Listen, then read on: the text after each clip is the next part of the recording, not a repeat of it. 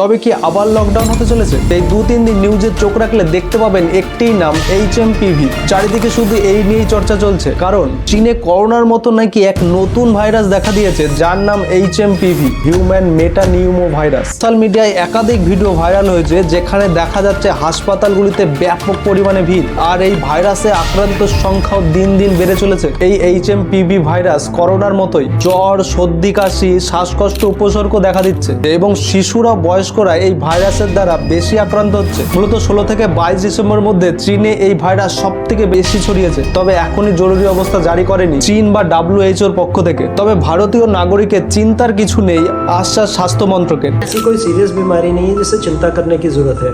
इन दिनों, सर्दी के दिनों में रेस्पिरेटरी वायरस इन्फेक्शंस होते हैं और हमारे हॉस्पिटल्स और इंस्टीट्यूशंस इनको हैंडल करने के लिए तैयार हैं। तो चिंता करने की आवश्यकता देश को नहीं है इस वक्त। তবে প্যানিক নয়, সতর্ক থাকুন, সুস্থ থাকুন।